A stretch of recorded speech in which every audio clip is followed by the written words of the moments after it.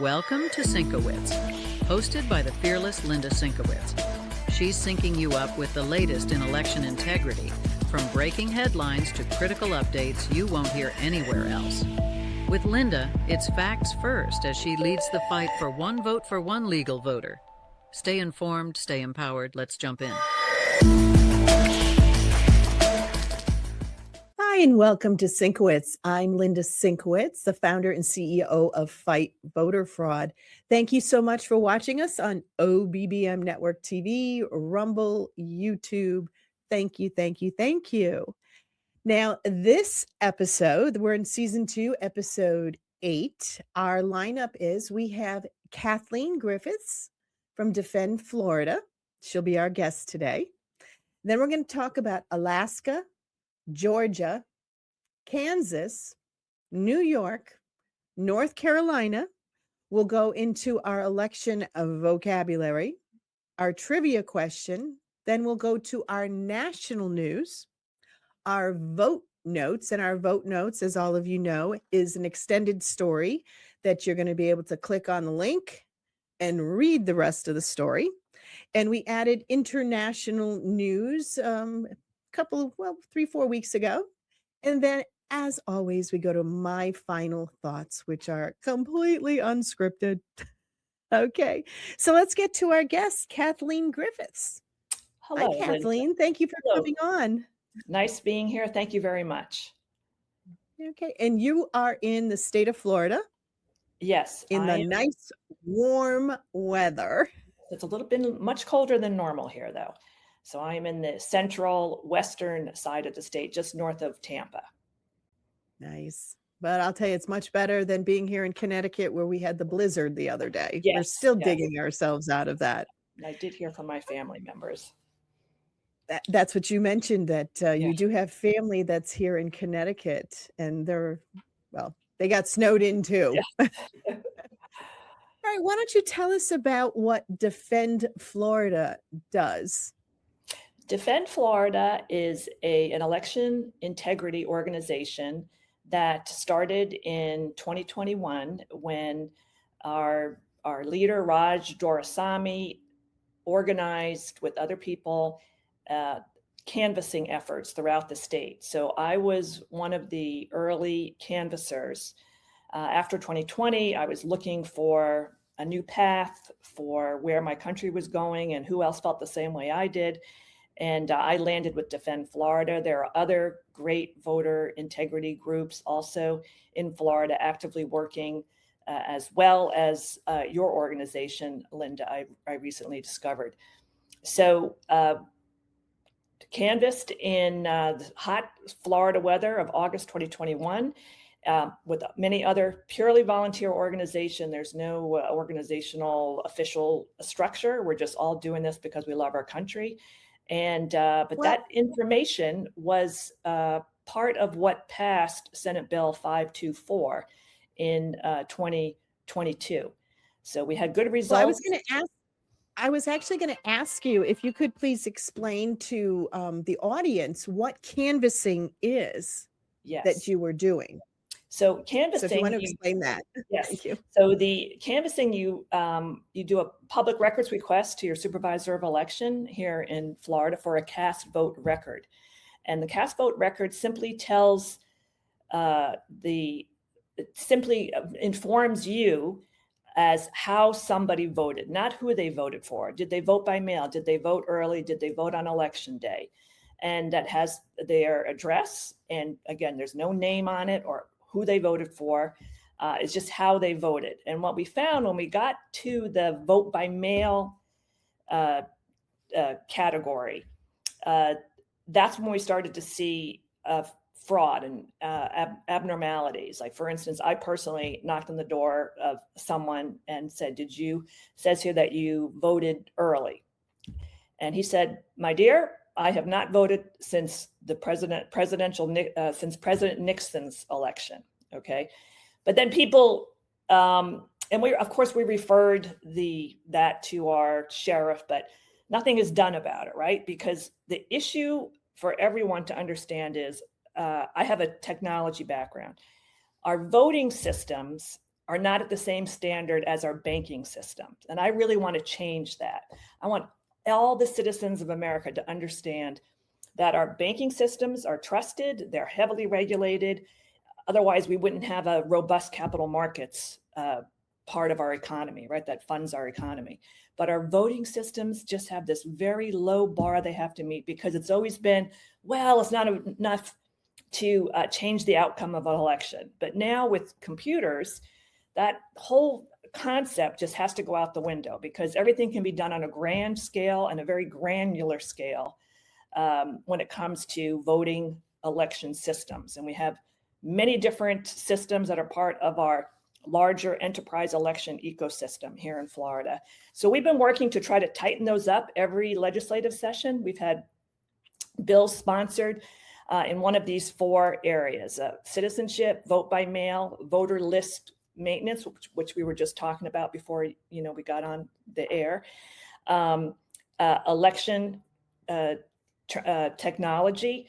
And we also added a reconciliation, because there's a lot of things that we can do with our manual processes to reconcile by just stopping a moment and then just making sure that the vote counts are correct as we're doing the vote by mail, and it compares to the United States Postal Service. So there's things that we can add in to make it tighter. This year, very oddly, we did not get one sponsor for our bills. Usually what happens, and I know other people across the state do the same thing, we get a bill, we get a sponsor. Even in the House, we got sponsors, but we had a Senate bill and a House bill, particularly last session, and they die in committee. So, they just either they aren't heard, they're not referred further to the committee, and they just died. That's a familiar term that maybe we can, you'll inform your listeners about what that means legislatively, to die in committee. This year we came again, and again, citizenship, vote by mail, voter list or voter roll maintenance, as well as the election technology and this reconciliation, kind of treating the election like if you were a corporation and you were getting audited, what would be the financial steps before your audit, during your operation, your regular business operations, that you would track and measure so that you could go to the SEC, for instance, for a banking industry, which is where I'm from, and get a clean review of your books. So that's what we need to add. I think Joe Hoff is the one, or Harry Hari, if you know, I'm sure you know those names, basically saying our elections are not certifiable from a corporate standpoint. So this year, though, all we heard about was the addition of yet another machine that the Secretary of State wants to add to Florida's election system. And I can pause here, or I can continue going into a bit deeper detail about the current legislation called House Bill 991. Why don't you tell us about that bill? Okay, so House Bill 991 has 4 major defects. One is, right now in Florida, in a very close race, it is mandated that that an audit occurs. The word audit is in the legislation, with a review of the paper ballots. And what, for some strange reason, our Secretary of State wants to do is mandate a digital verification of a vote. It's referred to as a vote validation review. So there's about 20 places in the legislation currently where it says audit, audit, audit, audit, paper ballots, right? Manual audit. That's all been struck out and replaced with a vote validation review, whatever, from an accounting standpoint or an audit standpoint, nobody knows what that even is. And it would have the current tabulator in each county, the central tabulator, which takes all the precinct data, then feed digital images to a different company called Clear Ballot and their product Clear Audit, and then just run the whole election through digital to digital, the system again. And then at the end, if there's some overvotes or undervotes, it doesn't have anything to do with, as you would know, Linda, many of your listeners, it's not going to catch things that were inserted into the election. or deleted in the election. It wouldn't count that. It's just going to look at undervotes and overvotes. And then it's at the option. So if this close race is triggered, it's very close races, it would be at the option of the canvassing board to pull out of the warehouse the paper ballots. Otherwise, they're just going to review what's on the digital screen. And if you're in technology, you know those images can be corrupted. You don't know if anyone's following Georgia or has read the book Elections Stolen. We know now, and DNI, Tulsi Gabbard, has this information. She has whistleblowers that they do have access to our systems, that the components are made in China. Okay, yes, they're assembled in Taiwan, but we have that information now. How can Florida be taking away, adding another another machine, another computerized software machine to our system? I'm flabbergasted. There is no way that it'll make things better. It will absolutely make things worse. And as you just brought up, Ralph Pizzullo's book, Stolen Elections. Yes, I mean, you absolutely have to read that. It is 100% true. Yep. And we need to go to hand counting paper ballots, same day election. And you read that book and you'll know why. Exactly. And it's easy to digest, although weighty, and you can also see the interviews, right? And Tulsi Gabbard, DNI Tulsi Gabbard, has this information from the whistleblowers. So how can Florida, our legislators love to say we have the gold standard. That's what they always tell us, why they wouldn't do any changes over the last 4 years. Well, we have the gold standard. Well, that 14 other states require citizenship. Two or three other big flaws in this legislation. And as you know, how the legislation is written, it's like it can be death by 1,000 cuts, right? Because, for example, they're trying to do citizenship in Florida. Good for them this session, but because they're afraid of getting sued under federal statutes, so they can't. They've created this new category of voters called unverified. So if you register to vote and you can't prove that you're a citizen, you still can register to vote, but you will be classified as unverified. And the problem is there is no date, like let's say the person doesn't get back to you for 60 days, for example, with any verification of their citizenship. That person will just remain unverified on the voter roll, classified as unverified. That person in Florida, they've added like a new oath so that when you register to vote with paper, you check, you've read this oath, okay? But right now in Florida, you just check a box and say, I'm a US citizen. Now there's an oath that you would read, right? And check the box. But none of the election crimes to a large extent ever get reported. So let's say later on the supervisor of elections is going to be checking citizenship, finds that this person, checked the vote, but they're not really a citizenship. Largely, the Office of Elections, Crimes and Statistics the supervisor is not required to report the crime. So when you're a busy supervisor of elections, you don't have to report the crime. You've got many other things you have to do. It's not in statute. So that person's going to sit there unverified. And we know how people can get access to voter rolls and vote, right? So a big loophole. Another one, and within the vote by mail process for the unverified, they will also be allowed to vote by mail provisionally. They will also be allowed to, on election day, vote provisionally. If you go to vote and that says that, you're unverified, right?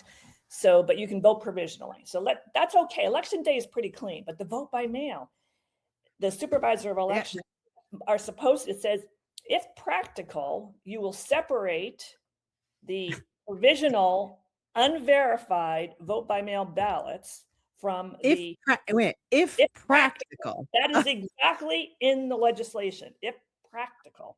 Okay. So what's going to happen? Go ahead. Hopefully this bill is not going through.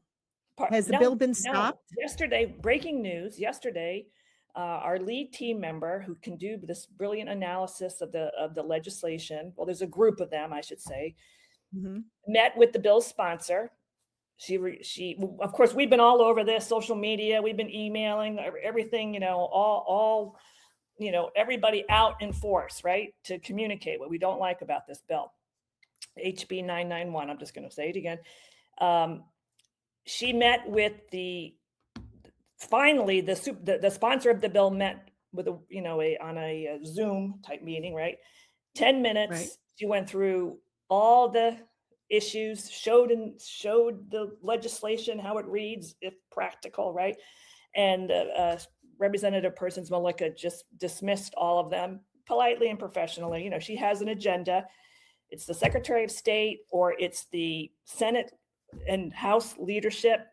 It is bizarre to us that they are doing this and then having all these registration loopholes. So you can't catch the person if they're a non-citizen and they vote. So what can somebody do in Florida to protest what's going on? Do they need to call their legislators? They can definitely call their House representative. It's going to be voted on today. It's passed all the committees. So it's the House, it goes to the House floor.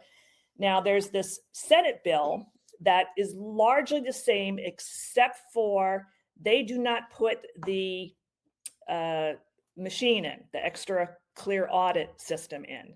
They leave the mandated review of paper ballots in as it stands now, right? Okay. So that's a little bit better. But as you know, in the legislative process, the bills have to match eventually, right? So we don't know who's going to win right now, right? The machine vendors and the lobbyists for the machine vendors or the citizens. That's where we are right now. Wow. And then there's some other issues, but those are the public records requests, Linda. You'll love this one. So they take they take election reports, documents, other materials, and they put that all into a category under critical infrastructure now.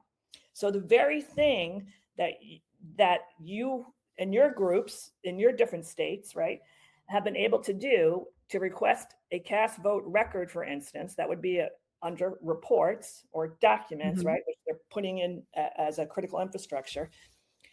Right now, we have trouble getting the cast vote record in some of the counties, right? Or there's a fee. Representative Persons Malika says, no, I think you're misinterpreting the statute that way. That's not going to happen. You're not going to lose access to the very documents that have provided data to our legislators to make Florida the gold standard, well, former gold standard, right? So that is another real punch in the gut. So we are trying to get it's pretty much the train has left the station. We've been at this since November of 2025 when this was first brought up. I personally went to the elections and the hearings to protest the issue with this machine. And we can only hope now that if Governor DeSantis wants to have a real feather in his cap regarding election integrity for his future political career, to distinguish him from more establishment Republicans, that he'll veto the bill. And it's a shame because it is an attempt to, but we had great bills that we've given them over the last 4 years to cover citizenship and hit every single point in the process. I don't know if they're just not capable of following a workflow process. Possibly, but I mean, so they've actually been ignored. So we're running short on time here. So what message would you like to give to the Floridians on what they can do? You can call your representative, just light up the phones. You can call the vote they're going to be in session all day today. You can light up the phones, you can call afterwards. We're going to organize some way to see if we can get Governor DeSantis involved with vetoing it. So we can't give up. It's a civil rights issue. This is the modern day civil rights issue. Our vote gets diluted. So my vote in very heavy Republican Hernando County will get diluted by a very Democrat county. So It's really our civil rights. We don't live in a free state under these election systems. It is not a free nation under the governance of an election systems as they stand now. It needs to be manual, etc. Right. Well, we are definitely going to need to have you come back on. I want to thank you so much for being on our show, SYNC-O-WICZ, and we will definitely keep in touch. Thank you so much, Kathleen. Thank you very much for everything you're doing and all your volunteers as well. Keep Thank fighting. you. We're going to go to a quick break, and we'll be right back. At Fight Voter Fraud, we work to ensure every legal vote is counted, and no unlawful vote ever diminishes the voice of we the people. We're fighting for you in courtrooms and communities nationwide to protect transparency, accountability, and fairness in every election. Our mission is simple: one vote for one legal voter. This is our country. This is our vote. Let's protect it together.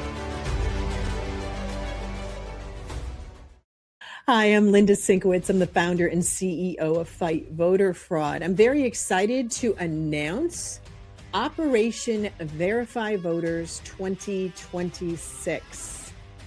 This is where everyone can get involved.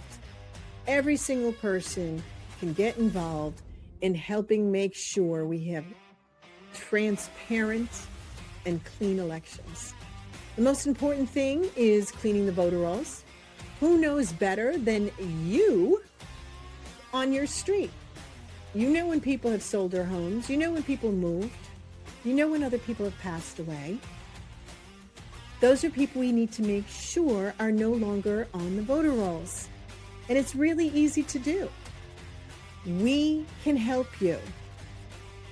What we're going to be doing is setting up training sessions, which you sign up for, and we will walk you through the process. It's simple, it's easy, and everyone can get involved. So you're going to go to fightvoterfraud.org or scan the QR code, and it'll bring you right to our Operation Verify Voters 2026. And our goal is to get every single state involved in this initiative. Everyone can make a difference. Thank you. Hi, and welcome back to SYNC-O-WICZ. I'm Linda Szynkowicz, and we just had our wonderful guest, Kathleen Griffiths from Defend, Florida.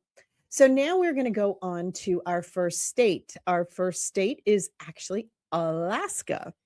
And this is from the Alaska Beacon from February 18th. Alaska Supreme Court upholds constitutionality of campaign ad disclosure statement. Now, the state requires ads to bear the names of the top 3 contributors to a campaign. The Alaska Policy Forum had challenged the constitutionality of that rule. Alaska's legally required campaign ad disclaimers do not violate the First Amendment, the state Supreme Court ruled on Friday, deciding a 6-year-old dispute between the Alaska Policy Forum and state campaign regulators. So Justice Dario Borgeson wrote the 61-page decision on behalf of the court, which ruled unanimously and upheld minor fines against APF that were issued by the Alaska Public Offices Commission 5 years ago. At issue were a series of news releases, opinion pieces, and a video embedded in the group's website, all opposing ranked choice voting. Quote, "We uphold the agency's decision concluding that the cited publications had to be reported and required a paid by disclosure," Borghese wrote. "We also uphold the statutory standards and are not unconstitutionally vague because they give the fair notice of what kind of speech must be reported and must contain a disclosure." So the story does go on, so you might want to go to the Alaskan Beacon and read the rest of the story. But it's nice to know that they are upholding the campaign ads and who is actually financially backing them. We need to know this. Now we're going to go to Georgia. This is from The Current, and this was from February 21st 2026. Georgia State Election Board declines to seize control of Fulton County elections for now. Georgia State Election Board did not move to take control of Fulton County's elections at a closely watched meeting this week, but at least one board member left the door open for future intervention. In the aftermath of a widely publicized raid on the county's election warehouse in January, I love that, a raid. They had to turn the documents over to the federal government, to the FBI. In January, there have been renewed speculation on whether the board would attempt to take over election operations in the county, which is a Democratic stronghold and home to much of the city of Atlanta. On the first day of the two-day meeting held in Winder, board member Janelle King signaled that she had not closed the door on taking further action once more information became available. She's waiting to see what happens with the Department of Justice and the FBI seizure and see what comes out of that, she told reporters. Now, the FBI took roughly 700 boxes of evidence.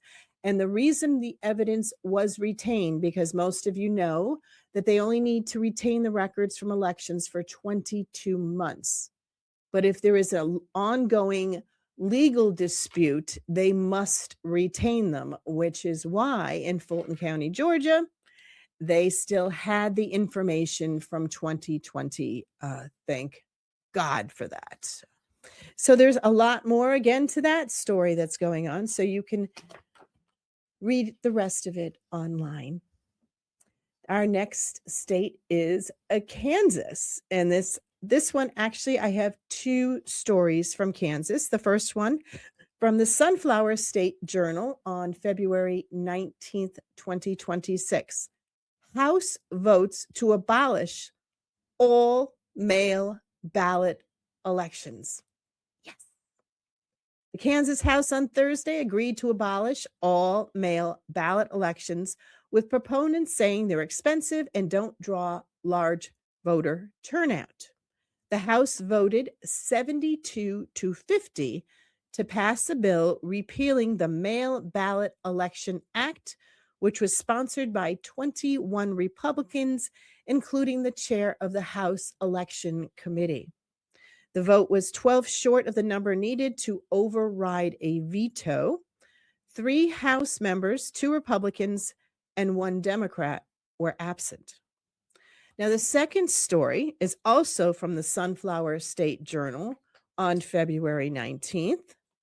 The House passes bill requiring agencies to report non-citizen data to election officials.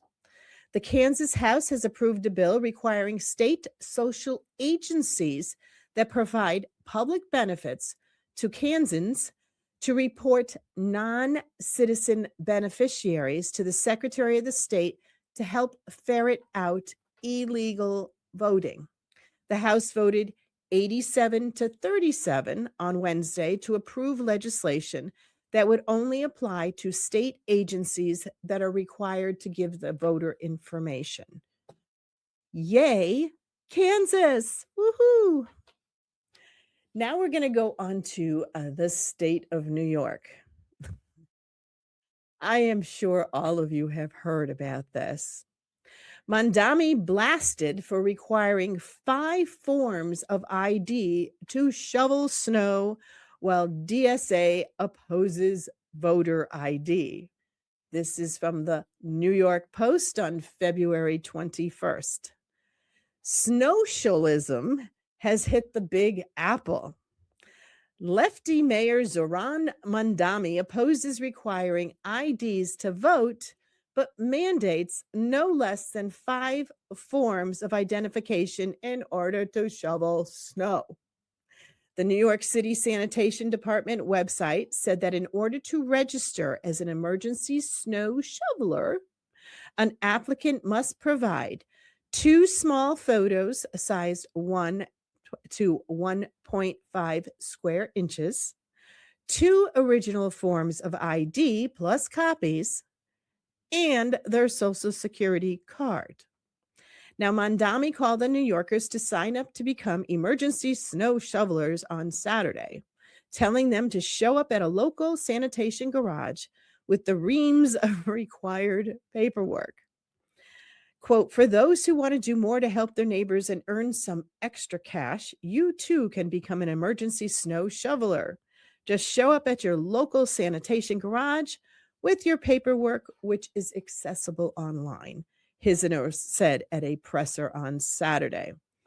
Now, the shovelers would earn an hourly rate of $19.14, and the pay then jumps to $28.71 an hour after their first 40 hours worked in a week, per the sanitation department's website.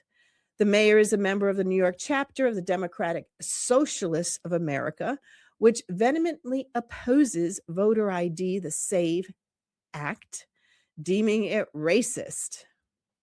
Quote, our candidates for office stand firm against racist voter ID laws and secret poll taxes like the Save America Act, the DSA website said. I mean, it is just so freaking hypocritical. But this is what we see. This is what the Democrats do, or the socialists, or the communists. Actually, Mondami is actually a communist. Unbelievable. I know they pulled back on all of those, but it is, or not all of them, but a few of the requirements. But it is so freaking ridiculous. Now we're going to go on to North Carolina. This is from CBS 17 on February 19th. Republican National Committee reaches agreement to drop lawsuit against North Carolina Board of Elections, judge approval pending. This is out of Raleigh, North Carolina. The Republican National Convention has claimed victory in an ongoing lawsuit against the North Carolina State Board of Elections. According to records filed on Monday, all parties in the lawsuit, including the RNC and the North Carolina Republican Party, the NCSBE,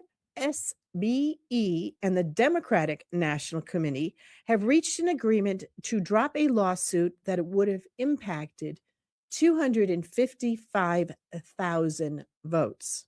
The agreement still has to be approved by the Chief U.S. District Judge Richard E. Myers II, who is the presiding judge in the litigation. Quote, the parties' agreement to enter into a consent judgment is a major win for election integrity and a clear rebuke of Democrats who tried to weaken the basic safeguards, said Chairman Gruters. Quote, for too long, North Carolina's State Board of Elections failed to meet basic safeguards that protect our elections. Democrats in North Carolina want to count ballots without a driver's license number or social security number as required by law.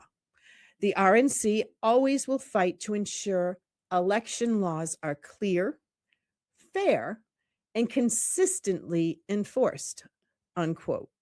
Now, CBS 17 previously reported that in 2024 lawsuit, the RNC had accused the State Board of Elections of not enforcing the law that said non-citizens should be taken off the voter rolls. Common sense. The RNC said the NCSBE did not properly throw out voter registrations that had partial or missing information, including driver's license numbers, social security numbers, and more. The NCSBE called the claims categorically false. Yeah. When CBS 17 reached out for statement back then, when the lawsuit was first filed. So, yay, in North Carolina. Now we're going to go on to our election term of the week. This is from The Outlier, and this is from February 23rd, 2026.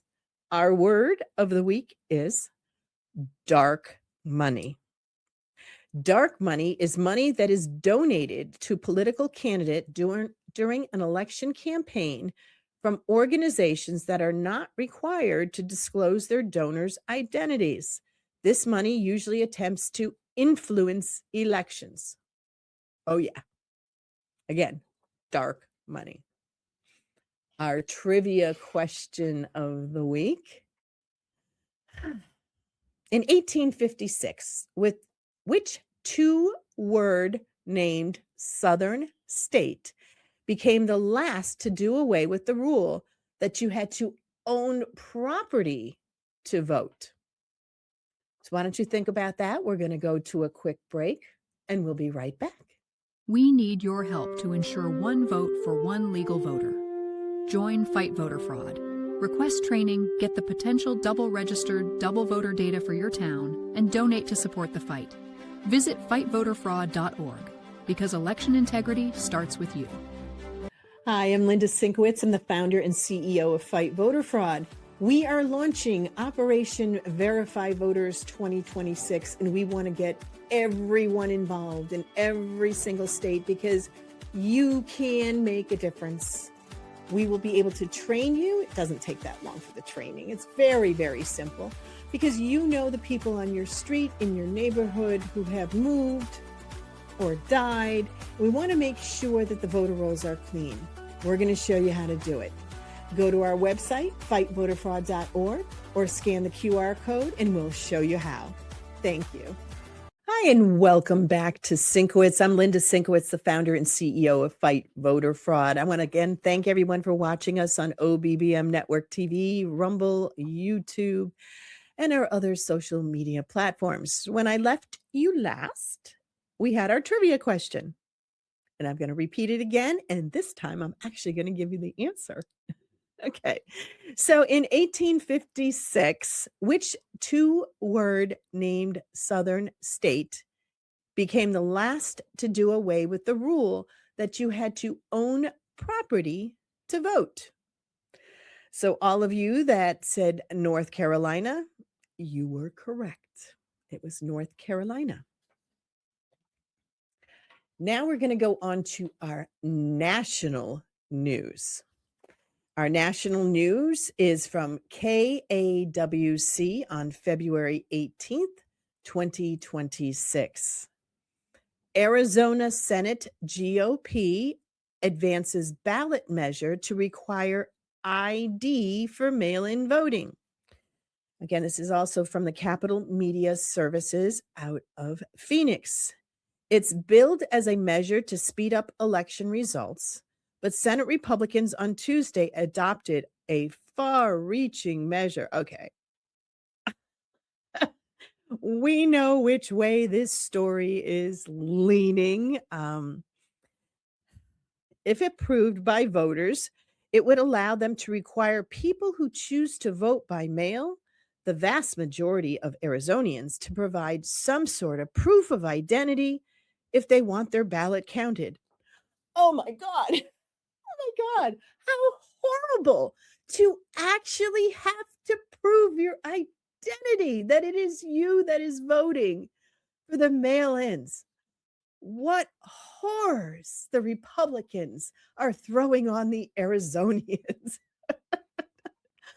This is so ridiculous. What that would be, however, is not spelled out in SCR 1001. And Senator Shauna Bullock, the Phoenix Republican who is sponsoring the proposal, refused to answer questions about it from the Democratic lawmakers. That's just part of it. As written and given final Senate approval on a 17-13 party line vote, the measure also puts language in the Arizona Constitution allowing lawmakers at some future date to eliminate mail-in voting entirely. Oh my God. Again, the horrors of it all. Stopping the Democrats from cheating. That's where most of the cheating happens, is with the mail-in ballots. And oh my goodness, to actually show an ID when you vote by mail.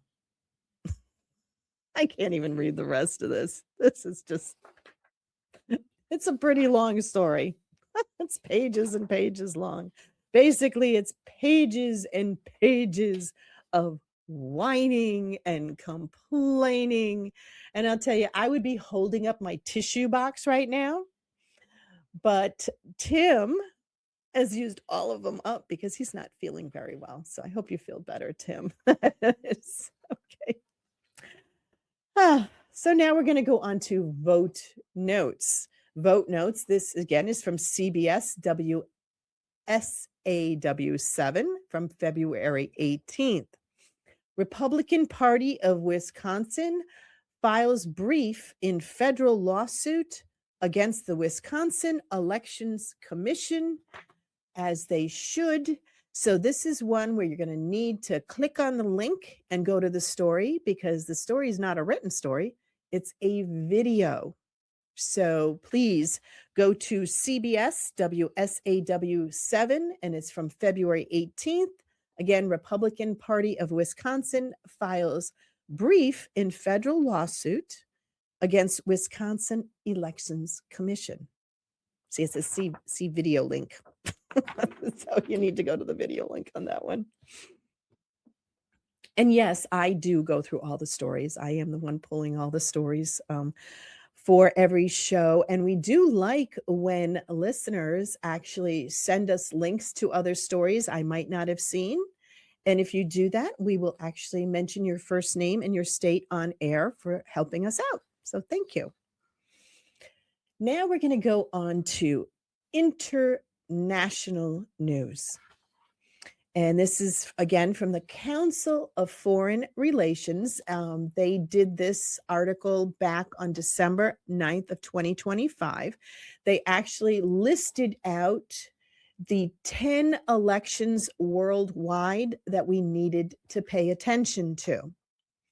So this week's election, national election, meaning not in the United States, but in another country. This is Armenia's parliamentary elections, which is going to be on June 7th. Most elections turn on debates over domestic affairs. Some elections, however, ask voters to decide on their country's identity and place in the world. Armenia's 2026 parliamentary elections offers an example. The country's long-standing conflict with neighboring Azerbaijan, I'm not saying that correctly, hangs over the election. In March of 2025, Prime Minister Nikol Pashinyan signed the Agreement of Peace and Establishment of Interstate Relations with Azerbaijan that the Trump administration helped broker, and that could pave the way for reconciliation between the two neighbors. It's unclear, however, that Armenians believe Pashinyan made the right choice.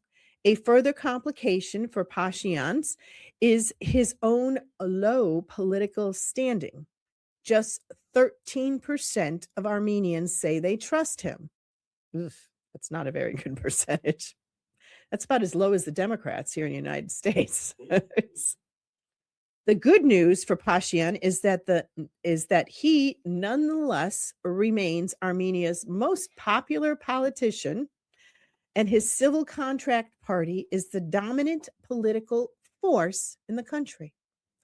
As Armenia heads into its first regularly scheduled elections since 2017, the 2021 vote was hastily called snap election.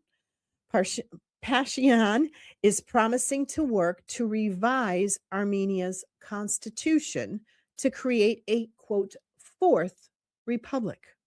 The core idea is accepting Armenian sovereignty within its current borders and abandoning aspiration for the country's far larger historical borders.